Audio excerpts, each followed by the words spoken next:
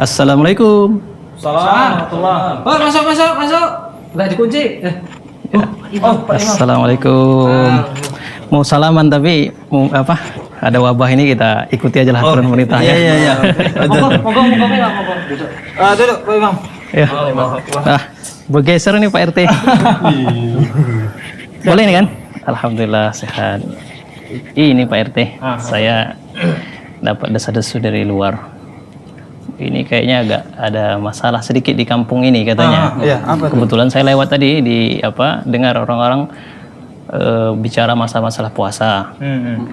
Mereka katakan, saya dengar hampir semuanya batal begitu. Jadi mereka di kedai-kedai itu begaduh lah gitu, begaduh cakap. Itulah saya mau luruskan ini.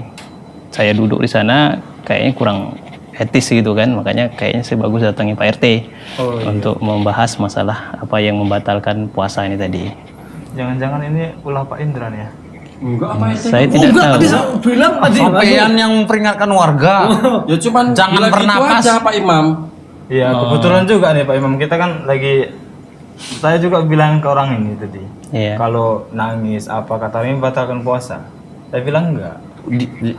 Dia ngasih tahu. Oh, jadi jangan ini ulah Pak Indra nih. Ini tadi Pak Billy tadi. Pak Billy kan bawa nyetir. Weh, puasa jangan gini-gini.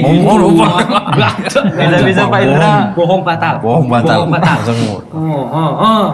Jadi gini Pak Imam. Gimana itu? Tadi kami sini ngobrol, makan angin, ngirup kentut, terus apa lagi tadi? Mandi. Iya. Terus nangis, Nelan ludah, banyak mandi, berbohong. Itu kan memang membatalkan puasa. Oh, itu kata Pak RT siapa nggak itu? percaya. Siapa yang menyampaikannya? Nenek dia.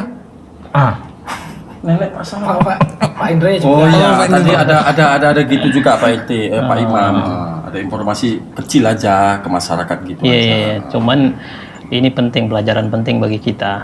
Bahwasanya kalau ingin menyampaikan sesuatu, apalagi yang terkait dengan masalah agama, hendaknya dipelajari dulu. Ya, cari maroji'nya atau referensinya. Paling tidak kita bertanya kepada yang mengerti, ya pada ustadz yang dianggap kita ketahui lah. Makanya kata Allah Subhanahu wa taala, fas'al ahla zikri in kuntum la ta'lamun. Tanya kepada orang yang mengetahui kalau kalian tidak mengetahui. Karena kalau tidak seperti ini nanti kita khawatirkan, ya kan? Di luar itu sudah heboh. Masa menangis pun batal puasa, ya, makan angin batal puasa. Nah, sementara kita kan 24 jam menghirup udara gitu. Nah, ini nanti jadi berat sekali kita gitu. Aku maka percaya karena katanya tadi dia itu pernah ke pesantren Pak Ustadz. Iya, dia Itu. Pak Indra ini pernah kunjung ke pesantren.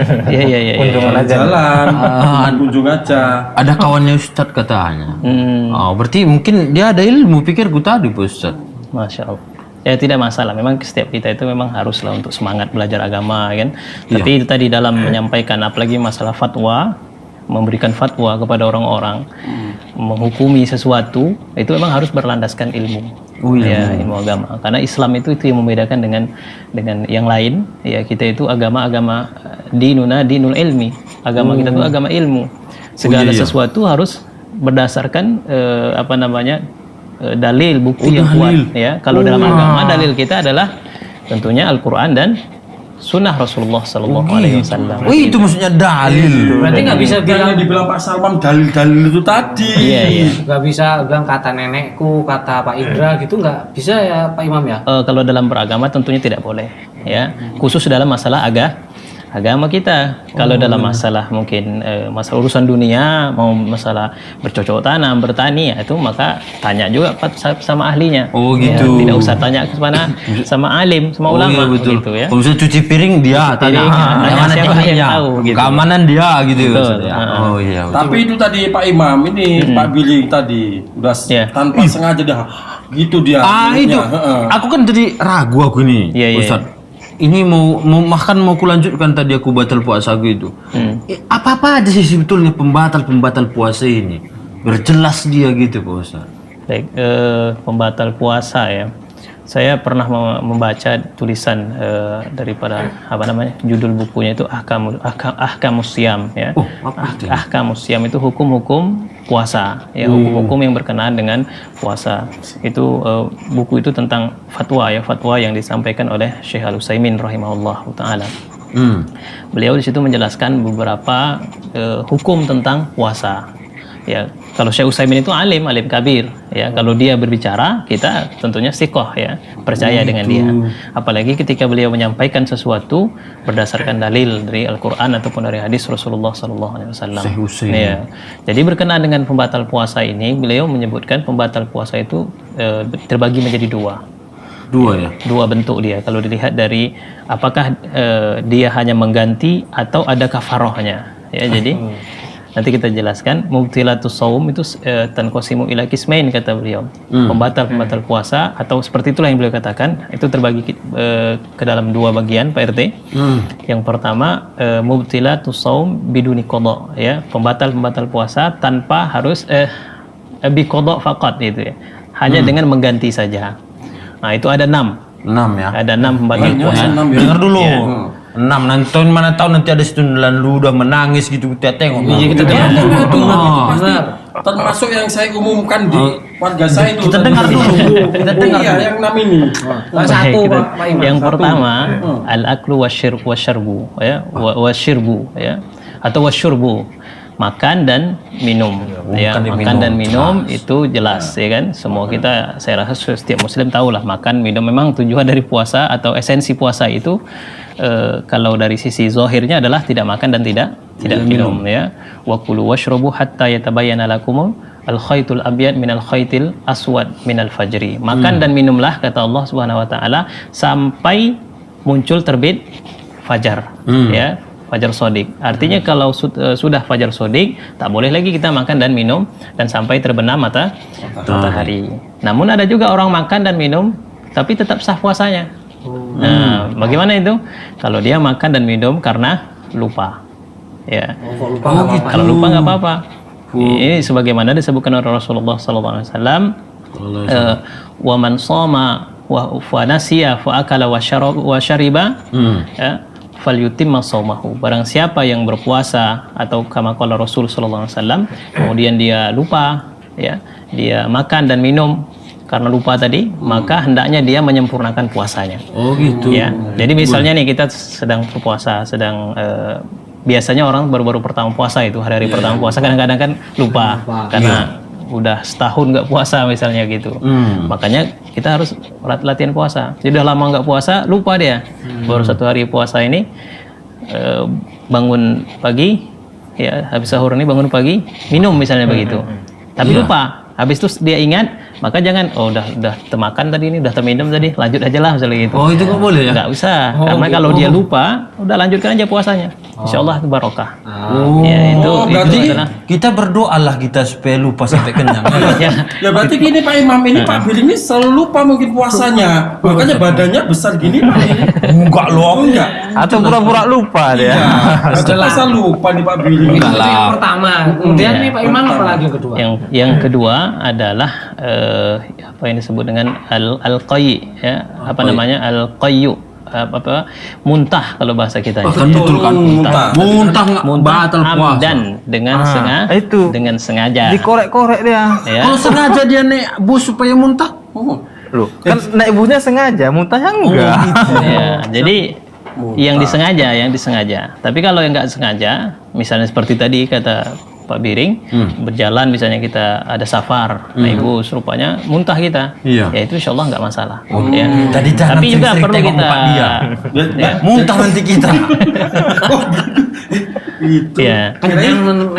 Jadi kalau disengaja itu dapat batal puasanya, ya, dan wajib baginya untuk mengganti. Tapi kalau nggak sengaja, lanjutkan saja. Jadi ini hadisnya ada, ya, man zara'ahu al-qayyu, barang siapa yang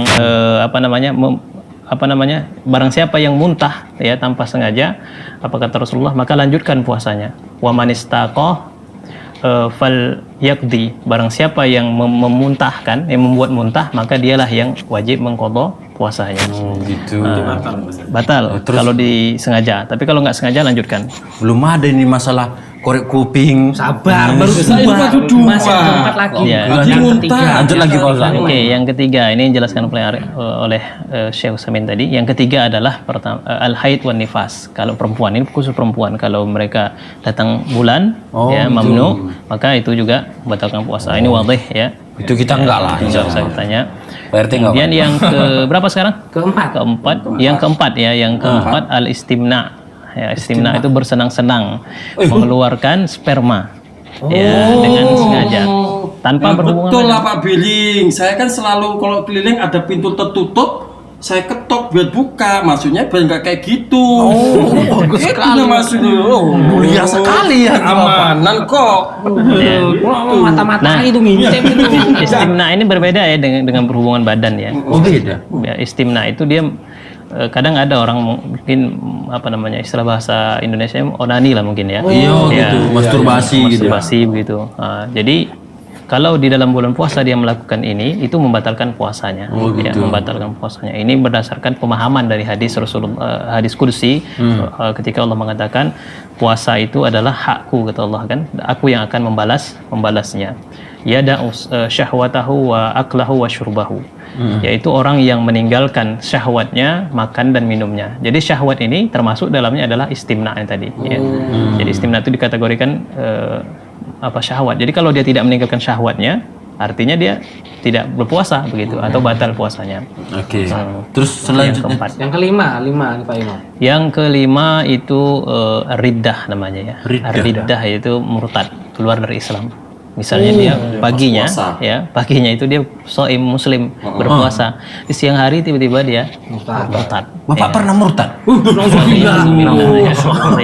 Ya, kita tentunya memohon kepada Allah supaya kita tetap dikuatkan iman kita ya. Oh iya betul amin. Ya, itu kalau yang orang murtad maka batal puasanya. Auzubillah. Dan yang terakhir adalah niyatul iftar, yaitu niat membatalkan puasa. Berarti di sini cuma aku yang benar. Kalian nggak ada yang benar. Yang kuingat itu kita berniat batal puasa. Ya.